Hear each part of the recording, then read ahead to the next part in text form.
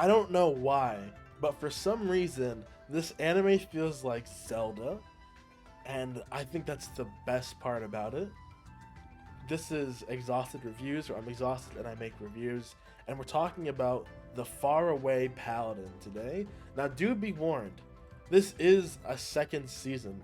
It's called the Faraway Paladin, the Lord of Rest Mountains, and this is the second season to a show that came out back in 2021. I actually didn't even remember this show. I was watching the show, I started it, and I'm like, hold up, I have no idea what's going on right now. I wasn't even sure if I watched it, but then I went back to the video that I did. I'll put a link to it below, where I ranked every anime from 2021. And apparently, at the end of that, I had on my little bookend, so I totally forgot to rank it in the actual video, but the bookend, I had it as Masterpiece Theater, so that was the highest rank that I had. So clearly, I was feeling the first season of this anime, and jumping back into the second season, I totally understand why I gave this show as high of a rating as I did. It just feels like Zelda. And we start off with my boy Will is our main character, William G. Maryblood. And if you remember how he got that name, the G is for Gus, as one of the three heroes who raised him, and Mary and Blood were two other heroes that were reincarnated. Like this, the plot of the show is actually really insane. You know, the premise is super tight too. This man was raised by three undead versions of heroes as a child of this blessed goddess. We'll call her Lady Hylia for short, because he's basically Link. Like, he's basically Link, and this is the part of the game where he is in town, and this is like in the part of the game where he's like, oh yeah, I'm gonna make our grind a lot easier. I'm about to start making paper. We're gonna start making this paper so we can make this paper. You know what I'm saying? And while we're here, he has his friends. I think there's a priest and there's a songstress too. And we've been hanging out with the songstress for a while. She, of course, is like, I think she's like an elf or a dwarf who's like 150 years old or something. But she really has a super cool moment. I forget her name. I really wish I remembered it. But her speech at the end of the episode, where she was, telling William all about how, there was this adventurer that she knew when she was younger, and they used to travel and adventure all the time together. And shortly after they parted ways, she passed away. But because she still sings those songs about her, that she's still giving hope to people, that whole little section just really hit the spot for me in terms of like what I'm looking for in shows that have this slower pace. I want the dialogue to really captivate me, and this show does a fantastic job of that. Her and really does a great job fleshing her out as a character too, because you see what she stands for, and that she wants Will to kind of slow down and sort of treat himself a little bit more. That she uses a great metaphor in the beginning of this episode where she's like, what if you were like some homeless guy was like trying to give you food, what would you do then? And he was like, well, I would tell him to eat the food. And she was like, well, don't you think you should eat your own food first before you start trying to go offer your sustenance to other people, your life to other people? And it's just like, yo, she's got that wisdom, she's wise, she's smart. And that leads into the very fun academy challenge too. I call it a challenge, but it's really more like a test. He meets what is they start to show more and more of him as we go by too, which is funny, because they walk past a spooky tree, and they don't really show any details of him. He just kind of looks like a scruffy old man, and he turns out he is the groundskeeper for the academy.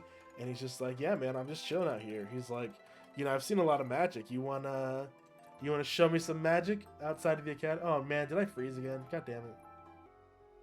Man, that's embarrassing. I am so sorry about that. I had a little bit of a brain freeze, we'll call it.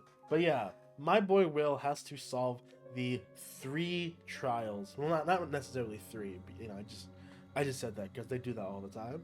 But there's trials that he has to solve to get through. The magic man, groundskeeper, he's testing them right now. He's actually in the middle of a test to see like, hey, are you guys going to use magic around me? You guys gonna show me your magic? You wanna flex your magic a little bit before you come into the academy? Just try to like catch them into being You know, he actually has another good like bar too. He drops a mighty hard bar about like wizards and stuff that my boy agrees. He's like, man, Gus used to say the same thing. I think he said it was about a man's temperament and language. How there's power in words, and the most ideal sorcerers are docile, patient, and easygoing. You know, they take their time with their words because when it comes to magic, you know, spell casting, the incantations are the most important.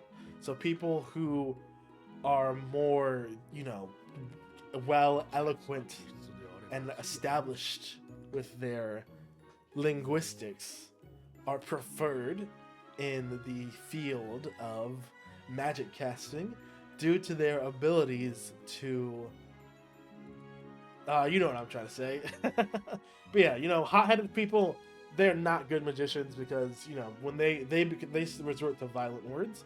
But Gus would always tell him, you know, when he was growing up, you know, use good words because the more, like, if you use bad words, those words have power, you know. Good words wishing good on people, like cheering for someone, gives people power, and negative words with negative power, like cursing people, you know, it's all the same.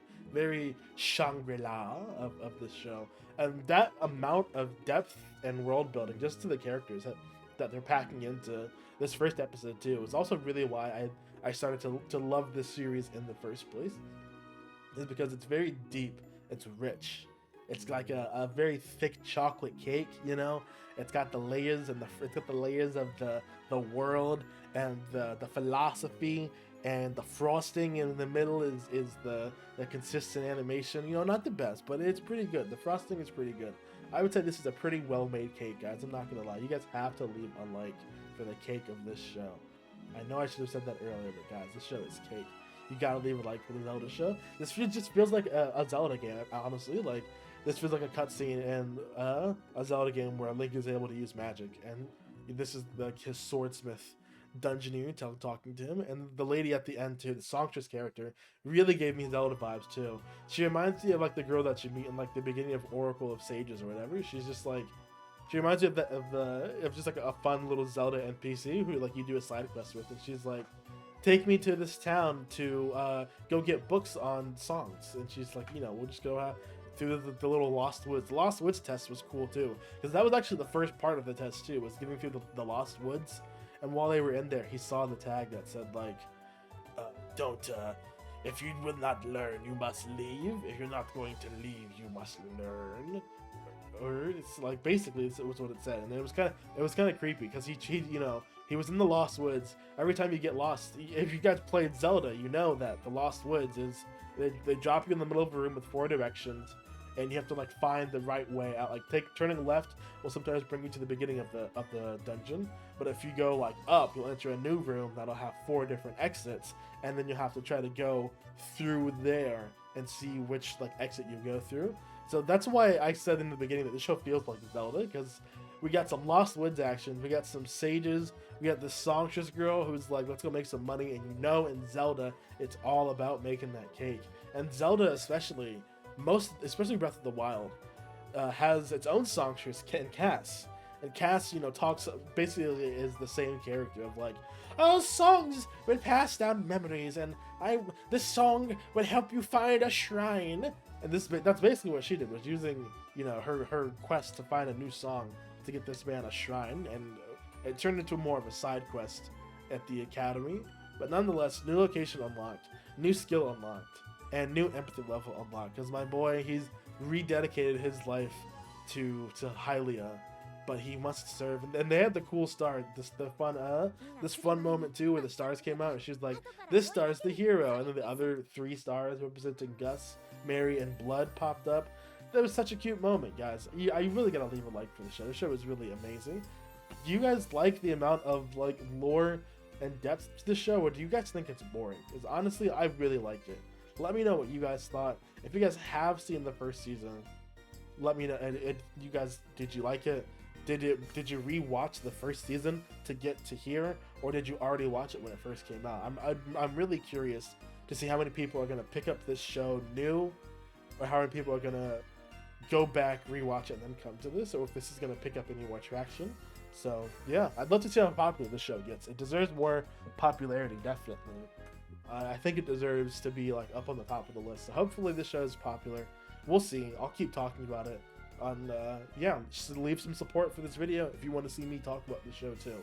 So with that, I'm gonna say have a beautiful day, and I'll see you in the next video. Peace.